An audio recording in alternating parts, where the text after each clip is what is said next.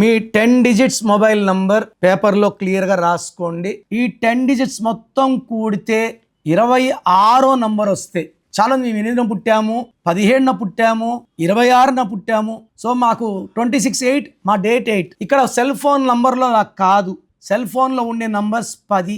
10 అంటే 1 + 0 1. 1 అంటే సూర్య భగవానుడు. సంఖ్యాబలం 26 అంటే 8. 8 అంటే శని భగవానుడు. 1కి 8 పడదు. సో 1 సన్, 8 శని.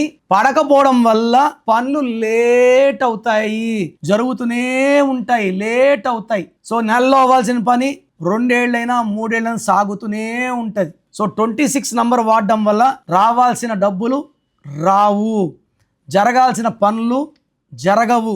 లేట్ మ్యారేజ్, లేట్ సంతానం, లేట్ సక్సెస్. సో 26 నంబర్ వాడడం వల్ల డిలేస్ ఉంటాయి, డిస్టర్బెన్సెస్ ఉంటాయి, and it will create health problems.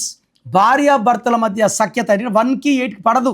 ఈ ఫోన్ వాడేవాళ్ళు దగ్గర వాళ్ళు, దగ్గర అంటే భార్య అంటే భార్య, ఇంకెవరున్న వాళ్ళతో కొట్లాడతారు, మనస్పర్ధలు పెరిగిపోతాయి.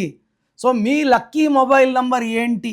ఇది డిసైడ్ చేయాల్సింది మీ పేరు, మీ డేట్ ఆఫ్ బర్త్. చాలామంది పేరు, date of birth, mobile number పెట్టేస్తున్నారు. ఇది పేరు బాగలేకపోతే ఈ మొబైల్ నంబర్ వర్క్ చేయదు.